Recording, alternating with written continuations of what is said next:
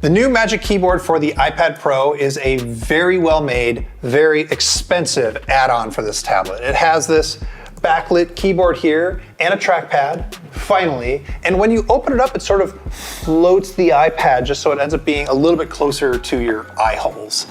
I am continually impressed with how well built this thing is, and that is very good since the 11-inch version costs $299 and this 12.9-inch version here costs $349. The Magic Keyboard though, it's just really well executed. It does everything that it was designed to do. I'm just not totally sure that it was the right design in the first place.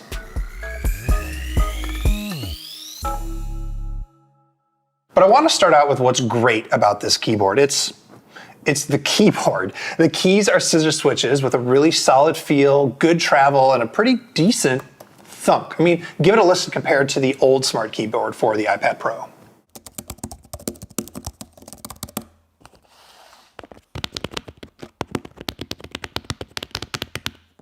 It's not bad, right? Now the keys, they're not quite as stable as the brand new Magic Keyboard on the 16-inch MacBook Pro, but whatever. These keys are great. I really enjoy typing on them. And they are backlit in the dark, but you can't adjust the backlighting on the keyboard itself. You have to dig into the iPad settings apps, like way down in general.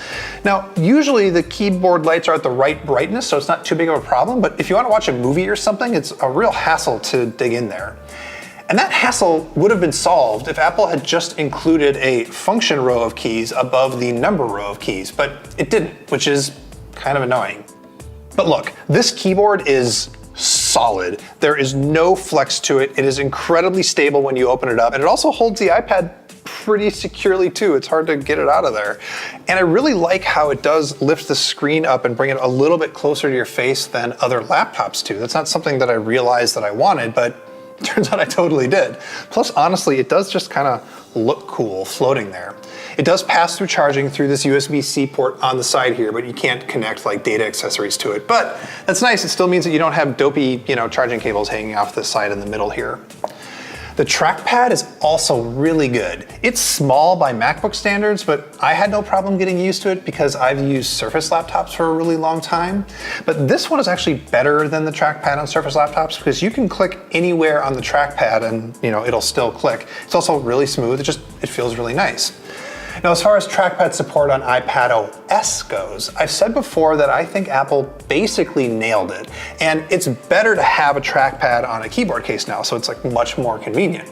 And unlike the Bridge keyboard, everything on this trackpad just works. The gestures for switching between apps are intuitive. I like how the cursor snaps to on-screen elements to make them easier to click, and editing text is much better. Mostly. Even though Apple has nailed it, a lot of other apps haven't. Google Docs is still a mess on the iPad, and there are a bunch of other apps that use non-standard UI elements that feel janky, like you can't swipe to archive stuff. Hopefully that gets fixed. So great, right? What's the problem? Well, there's a few. The first is weight. The Magic Keyboard is heavy. This 12.9-inch version, when you've got it attached, the whole package weighs just shy of 3 pounds. That's 25% heavier than the 12.9 with the Smart Keyboard. It's heavier than the iPad Air. It's about the same weight as my MacBook Pro, my 13-inch MacBook Pro.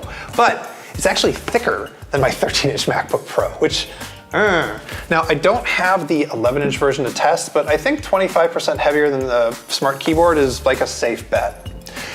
And while the floating screen is great, the available angles on it are not. You can have it anywhere between 90 and 130 degrees, which actually isn't that much. Look, I'm just gonna make a comparison here, and we're just gonna sit with it together for a minute. This is my Surface Pro X. It runs Windows on ARM, and that's not great for many reasons, I know, but we're just talking about the hardware here. Now, the screen on the Surface Pro X is about the same size. The trackpad is about the same size, but the Surface here has a keyboard with a function row on it. And if you want, you can put it at nearly any angle that you want, almost completely flat. And if you want to watch a movie or something, you can flip the keyboard behind it. And it's thinner than the iPad Pro with the Magic Keyboard, and it's lighter, and I don't know, the webcam is in the right place. It's a really good thing that everybody knows that these are different devices for different needs and different people, so that there's no reason that the comparison between these two things that I just did is going to cause any arguments at all. Here's the thing.